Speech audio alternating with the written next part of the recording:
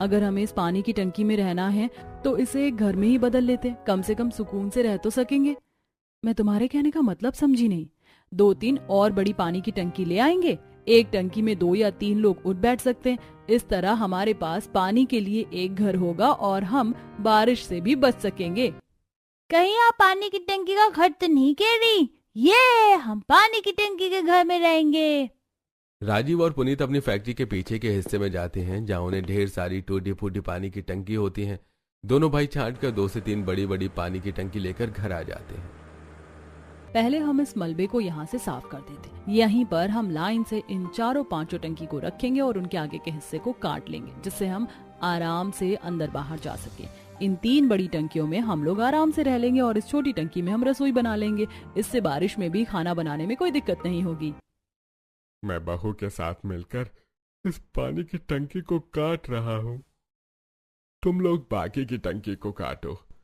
पानी की टंकी से घर बनाने के लिए अब सभी चाकू और आसपास से जुगाड़ की गई आरी की मदद से सब टंकी को काटने लगते हैं। टंकी काटते काटते गलती से स्वाति चाकू अपनी उंगली पर ही लगा लेती है, जिससे खून निकलने लगता है। आह! स्वाति, तुम ठीक तो हो ना? कितना खून निकल रहा है। रुको, मैं इस पर हल्दी लगा देता हूँ। उसके जख्म तू भर देगा, लेकिन मेरे जख्मों का क्या, जो मैंने अपनी बूढ़ी आंखों से अपनी छत को गिरते हुए देखा है। सरस्वती के ऐसे ताने स्वाति के लिए किसी तीर के समान चुभने का काम करते हैं।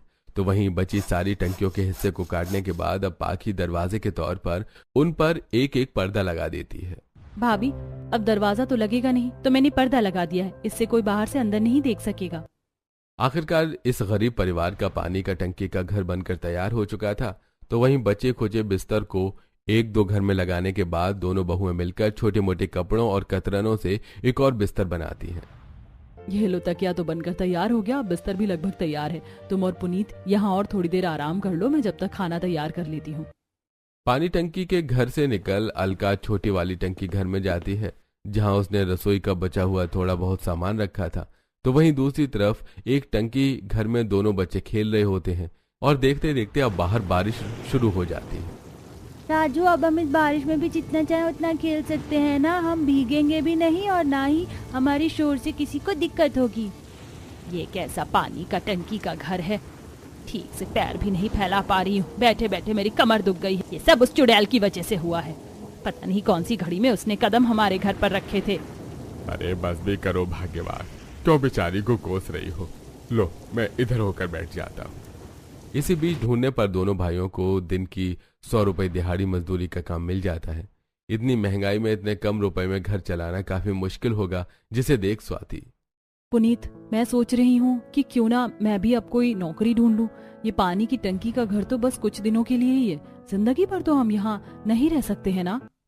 स्वाति, नौकरी के लिए डिग्री की भी तो जरूरत पड़ती है, और तुम्हारी डिग्री तुम्हारे पास है नहीं। उन्हें लेने के लिए तुम्हें घर पर भी नहीं जा सकती। बिना डिग्री के भी नौकरी मिल जाती है, सैलरी थोड़ी कम होगी, लेकिन कुछ तो दूंगी ना मैं घर में। स्वाति छोटी मोटी कंपनियों में नौकरी ढूंढने के लिए जाती है, जहां उसे एक जगह नौकरी मिल भी जाती है। एक दिन ठीक तरह से काम करने के बाद स्वाति को अकेला पाकर उसका मैनेजर उसके साथ जबरदस्ती बदतमीजी करने की कोशिश करता है, तो स्वाति उसे थप्पड़ मार देती है। तेरी इतनी हिम्मत, तूने मुझ पर हाथ उठाया, निकल जा यहाँ से। स्वाति पल भर में अपनी नौकरी खो बैठती है। तो वहीं दूसरी तरफ पानी की टंकी के घर के अंदर रहना इतना भी आसान नहीं था, जितना इस परिवार ने सोचा था। बाहर कितनी तेज बारिश हो रही है और ये टंकी भी यहाँ से टूट रही है। कितना पानी टपक रहा है इसके अंदर, अब क्या करें? प्लास्टिक का टुकड़ा हो तो मुझे दो, मैं कुछ करता हूँ। अलका एक प्लास्टिक का टुकड़ा राजीव को देती है, जिसे लेकर टेप से राजीव उस क्रैक पर अच्छे से चिपका देता है। तो वहीं दूसरी तरफ ना ठीक से बैठ सकती हूँ ना उठ सकती हूँ, पैर मोड़े मोड़े मेरे कमर में दर्द हो गई है। भगवान, जितना इस परिवार ने इस पानी की टंकी के घर के अंदर रहना आसान सोचा था, ये उतना ही मुश्किल है। इसी तरह अब 2-4 दिन गुजर जाते हैं। शाम का वक्त था, भारी बारिश के साथ तेज तूफानी हवाएं भी चल रही थी। दोनों बच्चे टंकी घर के अंदर खेल ही रहे थे कि तभी तेज हवा की वजह से उनकी टंकी उल्टी हो जाती है। बच्चों के चिल्लाने की आवाज सुनकर सभी बाहर आते हैं और जल्दी से उन्हें उस टंकी से बाहर निकालते हैं। कहीं लगी तो नहीं ना तुम्हें? माँ, मेरे कोहनी पर लग गई, देखो ना कितनी लाल हो गई है। करे कोई और भुगते कोई, और पता नहीं क्या क्या देखना बाकी रह गया है। सरस्वती के ताने सुन सुनकर स्वाति काफी परेशान हो गई थी, लेकिन मजबूरन वो कुछ भी नहीं कर पा रही थी। आस पड़ोस के कई लोग इस गरीब परिवार को इस तरह पानी की टंकी के अंदर रहता देख इनका मजाक उड़ाने से भी बाज नहीं आते।